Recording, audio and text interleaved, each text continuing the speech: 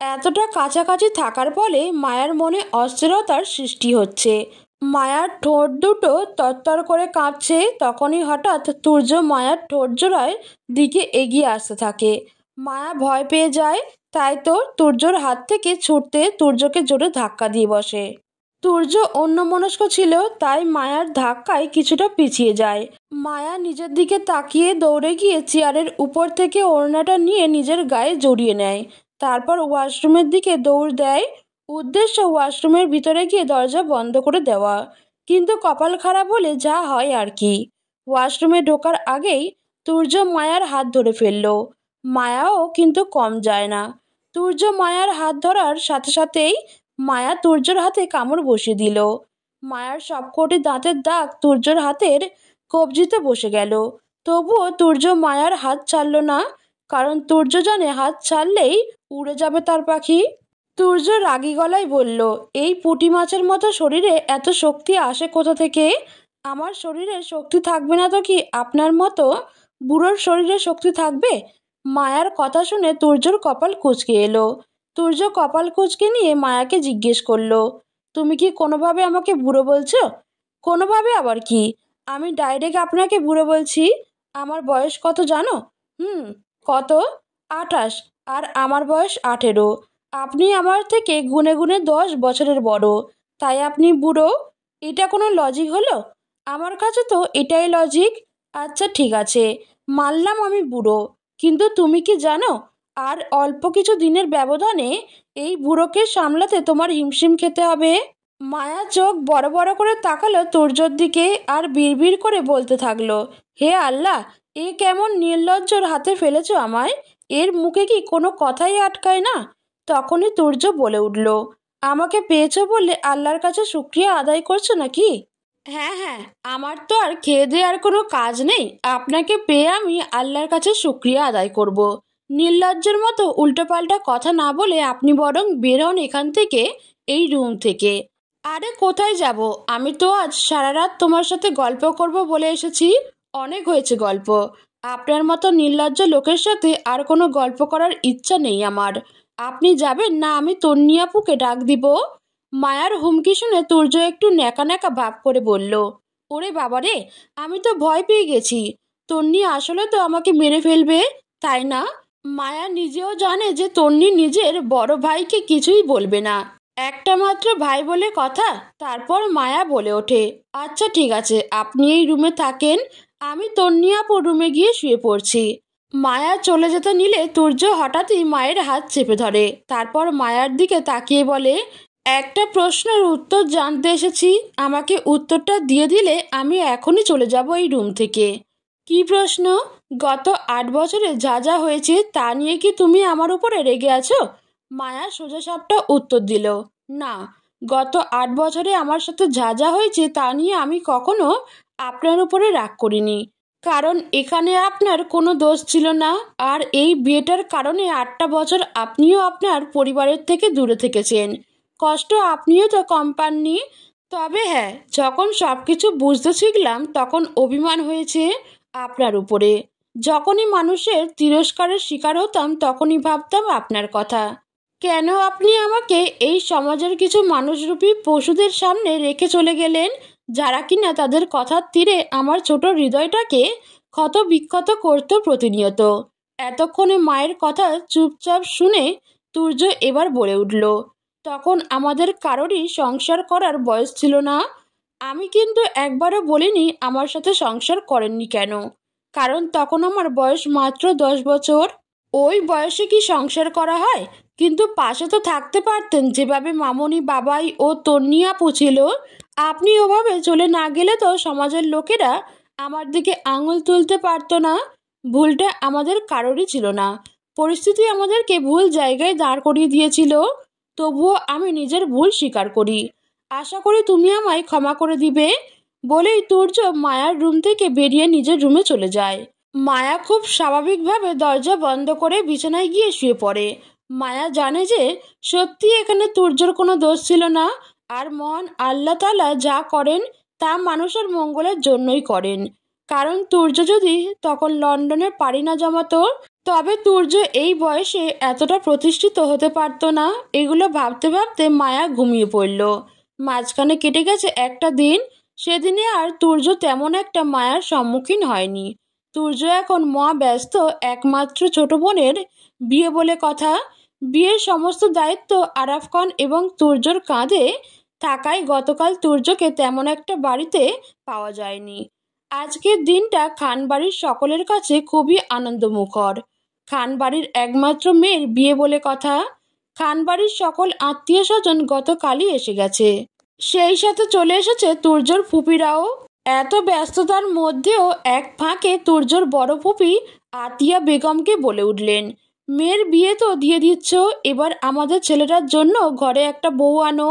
সে কি আপা, ছেলেকে কয়বার বিয়ে করাবো? ছেলের বউ তো আমার ঘরেই আছে। সেটাই তো বলছি, আমার ভাইজিকে এবার বিদায় করো, তারপর তুর্যর জন্য একটা বউ আনো। আর তোমার ভাইজিকে তো ফেলে দিতে বলছি না, তুর্যর সঙ্গে ডিভোর্স করিয়ে ওকে একটা ভালো ছেলে দেখে বিয়ে দিয়ে দাও। এত কিছুর আর প্রয়োজন হবে না। তুর্যও এখন মায়ার সাথে সংসার করতে চায়। তুর্য তো মায়া বলতে পাগল। আতিয়া বেগমের মুখে এ কথা শুনে পারভিন খান যেন নিজের কানকেই বিশ্বাস করতে পারছে না। মনে মনে ভেবে রেখেছিল মায়ার সাথে তুর্যর ডিভোর্সটা হলে সে তার ছোট মেয়ে জুঁইকে তুর্যর সাথে বিয়ে দেবে। তুর্যর গলায় ঝুলানোর জন্য 2 বছর আগে মেয়েকে লন্ডনে পাঠিয়েছিলেন তিনি, কিন্তু তার মেয়ে জুঁই গিয়ে অন্য একটা ছেলের সাথে লিভিং রিলেশনশিপে থাকতে শুরু করে। 6 মাস আগে ছেলেটার সঙ্গে ব্রেকআপ হওয়ার ফলে জুঁই এখন ফিরে এসেছে। আজ তন্নির গায়ে হলুদের অনুষ্ঠানে মায়া পড়েছে তন্নির কিনে দেওয়া সেই হলুদ শাড়িটা। পার্লার থেকে মেকআপ আর্টিস্ট এসে সাজিয়ে দিচ্ছে তন্নি সহ তার সকল কাজিনদের। বাদ যায়নি মায়াও। যদিও মায়া প্রথমে রাজি হয়নি। মায়া বারবার করে বলছিল সে নিজের মতো করে সাজবে, কারণ ভারী সাজ তার ভালো লাগে না। তবু তন্নির জোড়াজুড়ির কাছে হার মানতে হলো মায়ার। মায়া বারবার মেকআপ আর্টিস্টকে বলছিল, আপু আমাকে ভারী কোনো মেকআপ লুক দেবেন না, আমাকে সিম্পলের মধ্যে একটু সাজিয়ে দিন। মেকআপ আর্টিস্ট মায়ার কথা অনুযায়ী সিম্পলের মধ্যেই সুন্দর করে সাজিয়ে দিল। সন্ধ্যায় নীরবদের বাসা থেকে সবাই এসেছে তন্নির গায়ে হলুদ মাখাতে।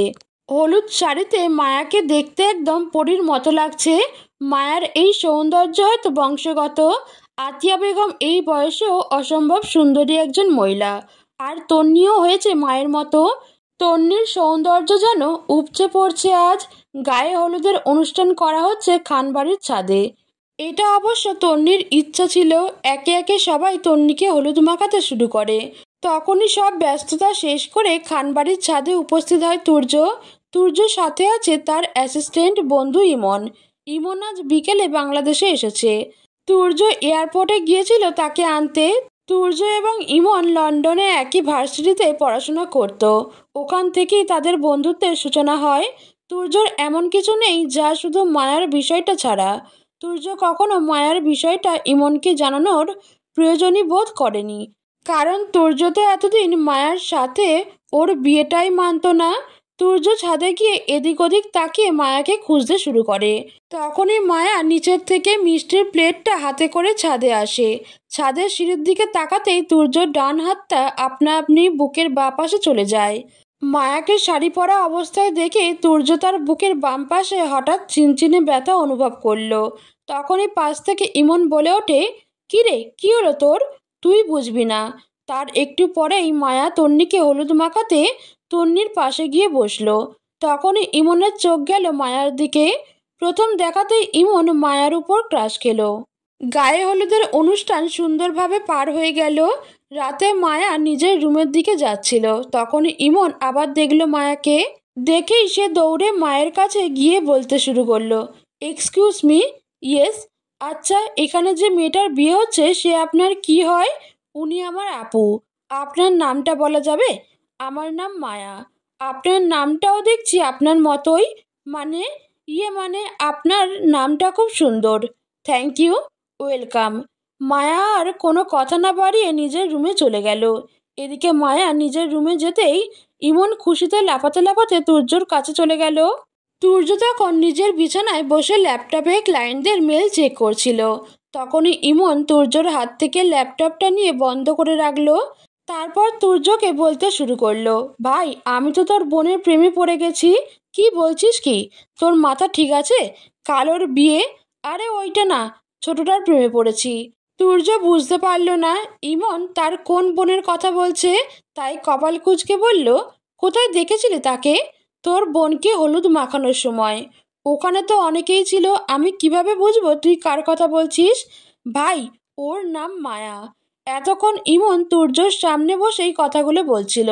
মায়ার নাম শোনার সাথে সাথেই তুর্য ইমনের কোমর বরাবর লাথি মেরে দিয়ে চেঁচিয়ে বলতে থাকে, শালা, ওটা আমার বোন না, ওটা আমার বউ। এই একটা কথা শোনার সাথে সাথেই ইমনের মন কাঁচের টুকরোর মতো ভেঙে গেল। কিন্তু এক মুহূর্ত পরে এমন মেঝেতে বসা অবস্থাতেই ভাবতে শুরু করলো, এই 8 বছর তুর্য আমার সাথে ছিল, তাহলে বিয়ে করলো কবে? এটা ভাবতেই ইমনের মনে আশার আলো জেগে উঠল। ইমন বলে উঠল, তুই মিথ্যা বলছিস। 8 বছর তো তুই লন্ডনে থাকলি, তাহলে বিয়ে করলি কবে? তুর্য ইমনকে সব কিছু খুলে বলল। তুর্যর কথা শুনে ইমন মেঝেতে বসে বাচ্চাদের মতো কান্না শুরু করলো আর বলতে থাকলো, এটা কি হলো আমার সাথে? আমি তো বরবাদ হয়ে গেলাম। এত বছর পরে কারোর উপর ক্রাশ খেলাম, আর সেও আমার ভাবি বেরোলো। ইমন এভাবে রাত পার করে দিল। সকালে বাড়ির সবাই ভীষণ ব্যস্ত। ব্যস্ততার মধ্যে অর্ধেক দিন পার হয়ে গেল। আর 1 ঘন্টা পরে বরযাত্রী চলে আসবে। মায়া এখনো তৈরি হয়নি। সে আয়নার সামনে দাঁড়িয়ে দুই একটা ড্রেস নিজের শরীরের সঙ্গে লাগিয়ে দেখছে কোনটাতে তাকে বেশি মানাবে। মায়া ভেবে পাচ্ছে না আজ তার কি পরা উচিত। তখনই তুর্য রুমে আসে। তুর্য সোজা এসে মায়ার পাশে দাঁড়ায়। তারপর মায়ার দিকে একটা শপিং ব্যাগ এগিয়ে দেয়। মায়া ব্যাগটা হাতে না নিয়েই জিজ্ঞেস করে, কি আছে এই ব্যাগে? আর আমাকে দিচ্ছেন কেন? এটার মধ্যে একটা শাড়ি আছে। তো এটা আমাকে দিচ্ছেন কেন? আজ তুমি এটা পরবে তাই। যদি না পরি? মায়ার কানের কাছে মুখ নিয়ে তুর্য ফিসফিস করে বলল, যদি না পরো তাহলে তুমি যেটা পরবে সেটা নিজের হাতে খুলে আবার নিজের হাতেই তোমাকে এই শাড়িটা আমি পরিয়ে দেব। আর তুমি তো জানোই আমি কতটা নির্লজ্জ। বিশ্বাস করো, তোমার ড্রেস চেঞ্জ করে দিতে আমার একটুও লজ্জা করবে না। তোর জন্য মুখে এসব কথা শুনে মায়া রেগে গিয়ে তুর্যর হাত থেকে ব্যাগটা নিয়ে বিছানায় ছুঁড়ে ফেলে দিয়ে বলতে থাকে, আমি এটা পরবো না, পরবো না, পরবো না। আর আপনি খবরদার বেশি বাড়াবাড়ি করার চেষ্টা করবেন না। কথা শেষ করার আগেই তুর্য মায়ার ঠোঁট দুটো নিজের দখলে নিয়ে নিল।